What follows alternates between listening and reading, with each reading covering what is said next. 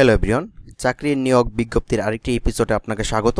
আজকের ভিডিওতে আমরা আলোচনা করব বাংলাদেশ কৃষি গবেষণা ইনস্টিটিউট গাজীপুর, যেখানে নিয়োগ বিজ্ঞপ্তি প্রকাশিত হয়েছে।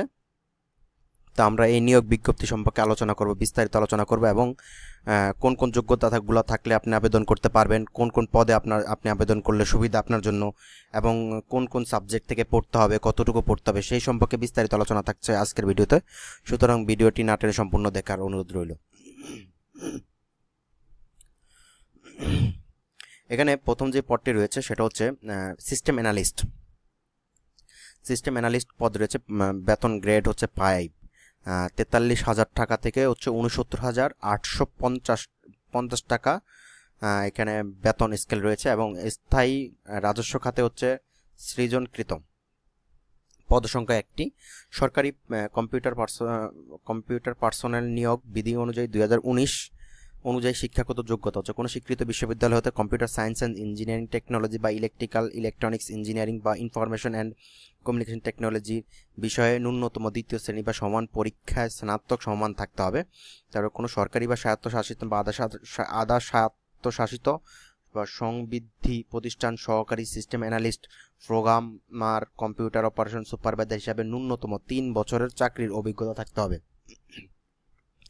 কমিশন কর্তৃক নির্ধারিত নিয়োগ পদ্ধতির অনুসরণপূর্বক গৃহীত পরীক্ষা উত্তীর্ণ এবং সিস্টেম সেক্টরে স্বীকৃত কোনো উদ্ভাবক বিশেষ যোগ্যতা হিসেবে হচ্ছে বিবেচিত হবে। এটা হচ্ছে সিস্টেম অ্যানালিস্টের ক্ষেত্রে হচ্ছে যেই আবেদন করার জন্য যে যোগ্যতাগুলো চেয়েছেন তারা হচ্ছে এগুলা বলেই একজন সিস্টেম অ্যানালিস্ট হিসাবে আপনি, অর্থাৎ যে কম্পিউটার বলেন, মানে কোনো স্নাতক ডিগ্রি থাকতে হবে, অর্থাৎ ইঞ্জিনিয়ারিং সেক্টরে স্নাতক ডিগ্রি থাকতে হবে, ঠিক আছে, যেটা আমরা বিইসি বুঝে থাকি। তারপরে নেবেন হচ্ছে ওনারা যে প্রোগ্রামার নেবেন, অবশ্য 6 গ্রেডের বেতন। সো এখানে বেতন স্কেল হচ্ছে 35,500 থেকে 66,010 টাকা পর্যন্ত হবে, এবং পদ সংখ্যা 1টি। এখানে সেম একইভাবে চেয়েছেন যে কম্পিউটারের উপর বিইসি এবং ইলেকট্রনিক্স বা ইলেকট্রিক্যালরাও আবেদন করতে পারবেন, এবং 4 বছর মেয়াদি যে স্নাতক ডিগ্রিটা রয়েছে সেই ক্রাইটেরিয়াগুলো থাকলে আপনি আবেদন করতে পারবেন। এখানে 4 বছর মেয়াদি পরীক্ষা মেয়াদি স্নাতক ডিগ্রি। হ্যাঁ, এখানে একটা জিনিস বলে রাখি,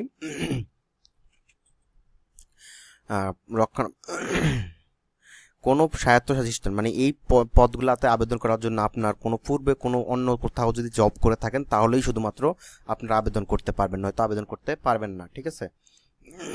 তারপরে সিস্টেম মেনটেন্যান্স ইঞ্জিনিয়ার প্রয়োজন একজন। হ্যাঁ, তো এখানে ওনার বিধিগুলো চাওয়ানো হয়েছে এরকম যে কম্পিউটার সায়েন্স অ্যান্ড ইঞ্জিনিয়ারিং টেকনোলজিতে বিইসি থাকতে হবে, এবং হচ্ছে ইলেকট্রনিক্স ইঞ্জিনিয়ারিং যারা আছেন তারাও এই পদে আবেদন করতে পারবেন। সো সরকারি, তবে এখানে একটা জিনিস বলে রাখি যে অ্যাসিস্ট্যান্ট মেনটেন্যান্স ইঞ্জিনিয়ার হচ্ছে 9ম গ্রেডের। এখানে কোনো চাওয়া হয়নি, অর্থাৎ পূর্বে কোথাও চাকরি করার কোনো অভিজ্ঞতার প্রয়োজন নেই এখানে অ্যাপ্লাই করার জন্য। তারপর হচ্ছে বৈজ্ঞানিক কর্মকর্তা। তো বৈজ্ঞানিক কর্মকর্তা এখানে চাইছেন 9ম গ্রেডের আছেন। এখানে পদসংখ্যা হচ্ছে 78টি, ঠিক আছে, 78টি। কোনো স্বীকৃত বিশ্ববিদ্যালয়তে কৃষি বিজ্ঞান বা মাইক্রোবায়োলজি এবং বায়োকেমিস্ট্রিক্স বিষয়ে ন্যূনতম দ্বিতীয় শ্রেণী বা সিজিপিএ স্নাতক সমান ডিগ্রি থাকলে আবেদন করতে পারবেন। অর্থাৎ এই পদটা হচ্ছে যারা কৃষিতে উপরে হচ্ছে 4 বছর মেয়াদি যে ডিগ্রিটা করেছেন, অর্থাৎ স্নাতকটা করেছেন, তারাই আবেদন করতে পারেন। তবে কৃষি কর্মকর্তা হচ্ছে কৃষি অর্থনীতি, অর্থাৎ অর্থনীতির উপরে যেই অনার্স করেছেন তারা আবেদন করতে পারবেন। তারপর বৈজ্ঞানিক কর্মকর্তা কৃষি প্রকৌশলী, অর্থাৎ কৃষি বিশ্ববিদ্যালয়তে প্রকৌশলী বিষয়ে ন্যূনতম দ্বিতীয় শ্রেণী বা সমান পরীক্ষা উত্তীর্ণ যারা আছেন তারা আবেদন করতে পারবেন। তারপর হচ্ছে ফুড কর্মকর্তা, অর্থাৎ ফুড টেকনোলজি থেকে পদসংখ্যা হচ্ছে 4টি। কোনো স্বীকৃত বিশ্ববিদ্যালয় হতে খাদ্য প্রকৌশলী বিষয়ে ন্যূনতম দ্বিতীয় শ্রেণী বা সমান পরীক্ষা উত্তীর্ণ বা সমান ডিগ্রি থাকলে আবেদন করতে পারবেন। বৈজ্ঞানিক কর্মকর্তা হচ্ছে পরিসংখ্যান 9ম গ্রেড, বেতন স্কেল হচ্ছে 22,000 থেকে 53,060 টাকা পর্যন্ত, পদসংখ্যা 2টি। কোনো স্বীকৃত বিশ্ববিদ্যালয় হতে পরিসংখ্যান বিষয়ে ন্যূনতম দ্বিতীয় শ্রেণী বা সমান পরীক্ষা উত্তীর্ণ থাকলে আবেদন করতে পারবেন। তারপর হচ্ছে বৈজ্ঞানিক কর্মকর্তা, অর্থাৎ পদসংখ্যা হচ্ছে 3টি। তিনি কোনো বিষয় অর্থাৎ কোনো কৃষি বিশ্ববিদ্যালয় থেকে হচ্ছে কৃষি বিষয়ের উপর হচ্ছে আপনার 4 বছর মেয়াদী যে স্নাতক ডিগ্রিটা আছে ওটা থাকলে আবেদন করতে পারবেন, এছাড়া আবেদন করতে পারবেন না।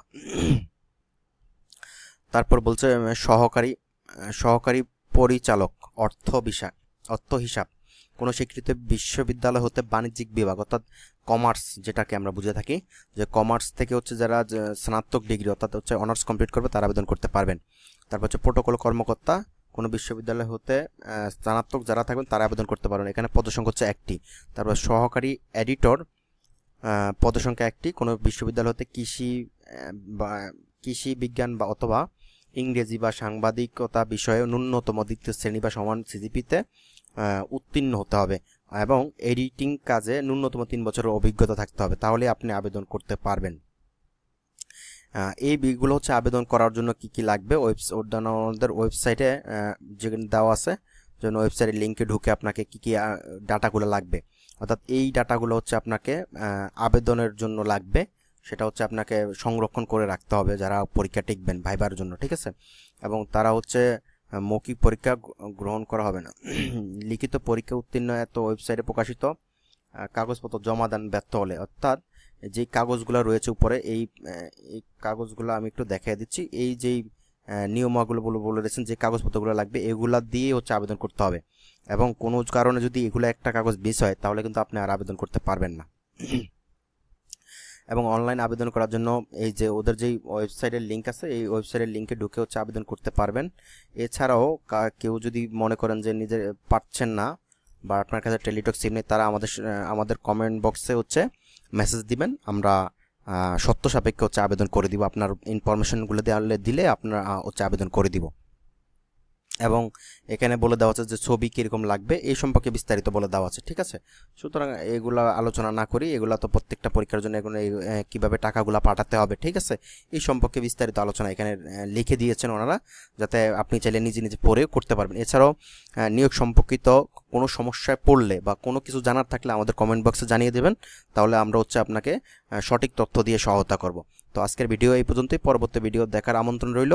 কৃতজ্ঞতা স্বরূপ একটা লাইক দিয়ে দেবেন এবং হচ্ছে ভিডিওটি অন্যর কাছে যাওয়ার জন্য নিজের আইডিতে শেয়ার দিয়ে রাখুন। ধন্যবাদ সবাইকে, আসসালামু আলাইকুম।